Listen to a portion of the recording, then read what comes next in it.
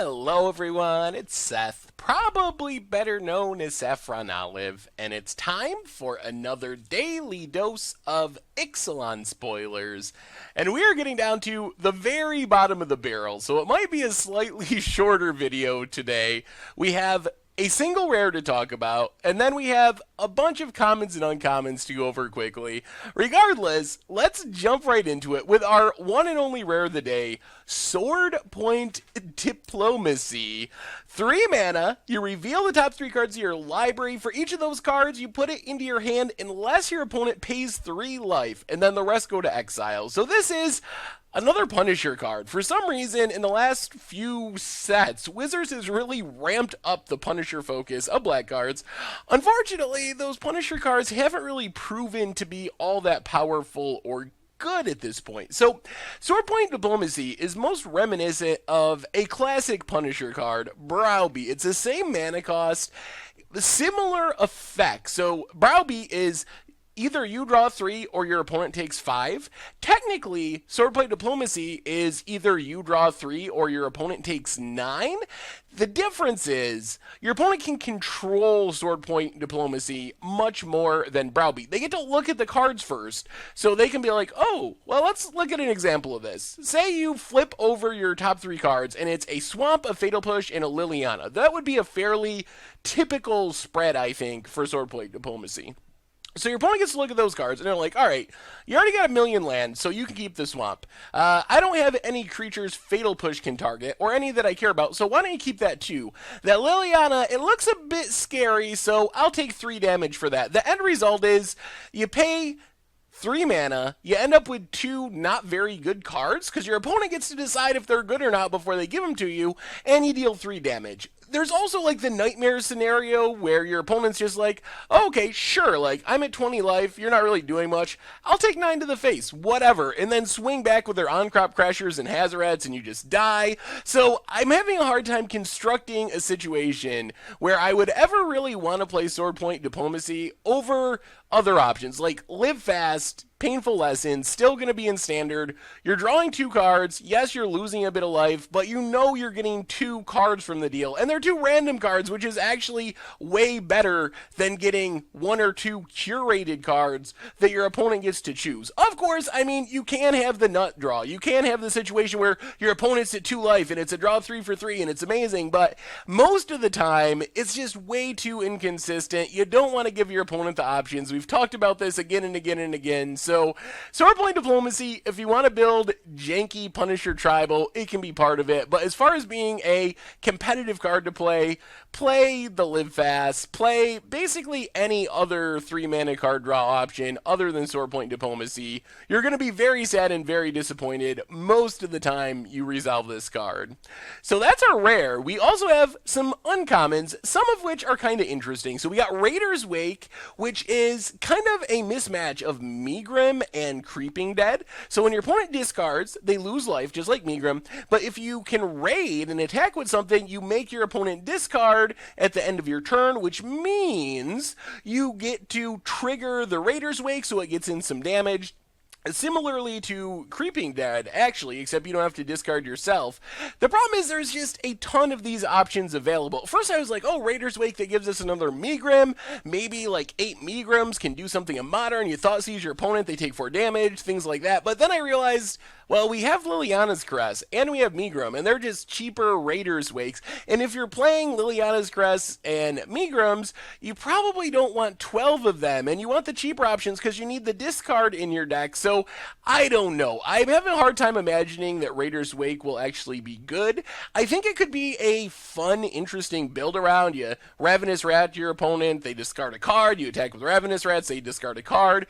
The other problem with building these discard-based decks is sooner or later your opponent runs out of cards. And once your opponent's out of cards, then Raider's Wake does absolutely nothing. So they empty out their hand. It's not like the Rack, where the Rack punishes your opponent for being empty-handed. Raider's Wake only punishes your opponent if they have cards in hand to make them discard, and once they get out of cards, it just does actually literal nothing. So I think it could be a fun, janky build around type card, but as far as being competitive, I think there's just better options available if you want to build around this effect. Next up, we have the very blurry Kinjali Caller, which is another dinosaur cost reduction effect. It's a 1 mana 1/1 that makes all dinosaur spells cost 1 less, so this lines up with Autopic Huntmaster to give us multiple effects that make our dinosaurs cheaper. So the magical Christmas land scenario is you just 1-drop your Caller, 2-drop your Huntmaster, and that means your dinosaurs, starting on turn 3, you can play a 5-drop on turn 3, you can play a 6-drop on turn 4, you can play your Gishath on turn 5 and just go to town. Whether or not this plan will end up being competitive and standard, I don't know. I mean, is it better than just playing more traditional ramp spells? The problem with the creature ramp plan, while they can be powerful because it's static and it's giving you multiple mana a turn if you can cast multiple dinosaurs, because it makes, let's say you have 6 mana, both of your Ripjaw Raptors will be 3 mana, which means you're actually netting 2 mana with Kinjali Caller. So it is powerful. The problem is they're also fragile. So if you have the option to just put a land, which is very hard to kill on the battlefield, put an enchantment on a land to add extra mana, play an Hour of Promise to get more lands out of your deck, this is the much more fragile, high-risk plan. And if your opponent just fatal pushes your Kinjali Caller, then you're stuck with huge dinosaurs in hand. So I don't know. I think it'll be fun to build around. I expect commander decks to take advantage of the cost reduction effect, where it's much more likely that your opponent kind of just ignores it. It's a 1/1. Do you really want to spend a lightning bolt on your Kinjali Caller or Anguish Unmaking or whatever removal spell? Probably not. But as far as standard goes, I think that you'll probably just want the more traditional ramp package because it's a little more resilient. We also got Vicious Conquistador, which is an interesting vampire. It seems semi-exciting because we haven't seen very good vampire 1-drops yet, and it kind of is a 2/2 for 1, sort of. I mean, it's a 1/2, but when it attacks, your opponent loses life, which means it's technically getting in for 2 damage. It's very, very much the vampire version of Thornbow Archer, almost exactly the same, because your opponent, very unlikely to control an elf in just a typical game, so it basically works like that. Also reminiscent of Pulse Tracker, and this one I could see the Vicious Conquistador showing up in standard. It is possible. Vampires is about curving out. They do want a lot of vampires. They want to start on turn 1, and it's possible that it's just the best option available for that slot, which means it's going to be in your deck by default. Is it a Goblin Guide or an exciting 1-drop? Not really. I think it's a step below what you'd love to have if you could construct your Vampire Lacerator 1-drop, let's say, for Vampire Tribal. I think it's a step below that, but it's still a fine enough option that if you're really desperate for a vampire to start your curve on 1 for Vampire Tribal, it's going to get the job done. Next up, we have Makeshift Mutations, which is a card I really want to like. 2 mana enchantment, you can pay 1 second artifact or creature, deals the damage to a creature or player. It's a little bit like Goblin Bombardment. It's reminiscent of that. The problem is Goblin Bombardment is free to sack, and that's where a lot of the power comes from. The fact that you got to pay 1 mana each turn naturally limits it, and it's actually very much like Barrage of Expendables, which never really made it. And Barrage of Expendables, if you're not going to let people sacrifice for free, as cheap as it gets. 1 mana, 1 to sacrifice, and it just never really caught on. You really need your sacrifice outlets to be as cheap as possible, so I'm afraid that the 1 mana activation will just be the nail in the coffin of Makeshift Mutation. However, there is a big upside here, and that is it lets you sacrifice an artifact as well as a creature, which is definitely a benefit over Goblin Bombardment, over Barrage of Expendables, which means there could be a really janky, fun Implement of Combustion, Implement of Ferocity, all these weird, eggy artifacts. Throw in a Ravenous Intruder for even more Sake, your Sake stuff dealing damage, drawing cards. So it sounds like a really fun against the odds deck, but as far as actually making it as a tier card in standard, I kind of have my doubts. We also have just a whole bunch of cards that seem unlikely to make it in standard, but we'll go over them really quick, mostly for limited purposes. Lightning Rig Crew is a fine option if you're heavy pirates in limited. Pinging your opponent, it's a good blocker. Gets in maybe 2 damage a turn if you can cast a pirate and untap it. I don't think this is where pirates want to be for standard. Pirates want to be tricky, and they want to be evasive, and they want to be attacking and disrupting, and Lightning Crew just doesn't do a great job of that. Ruthless Knave is interesting. It is close to being a good sacrifice outlet, and I am willing to admit I might be underrating this. This might be better in an Aristocrat stack than I'm giving it credit for. While paying 3 to sacrifice is way, way, way too much, when you consider that you get 2 treasure tokens, it kind of only costs 1 because you get 2 of that mana back right away.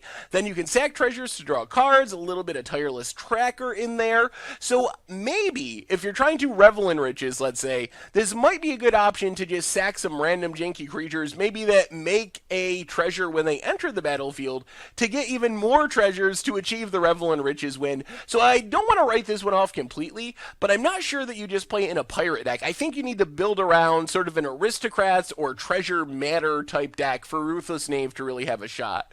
Imperial Lancer, I mean, yeah, I guess it's fine. 1/1 double strike if you have a dinosaur. Limited, maybe, but I don't even know if a 1/1 with double strike is good enough for limited. And then Tilinali's Knight, kind of the same way. It can attack for 3 if you have a dinosaur. Fine, limited curve filler, but not a standard card by any means. And then we wrap up with Skullduggery, which is a interesting removal spell for limited. You can get a 2-for-1. It is instant speed if you can pump one of your creatures to make it kill a creature and maybe trim down another one of your opponent's creatures to double win in combat. It can be really powerful. Unless the format, some reason, has a ton of 1 toughness creatures, though, seems unlikely it'll see play in standard. I could envision a format where this would be a playable sideboard card, but I'm not sure that's going to be Ixalan standard. Dire Fleet Hoarder, I mean, yes, it's a 2/1 that makes a treasure when it dies. Nice curve filler for limited.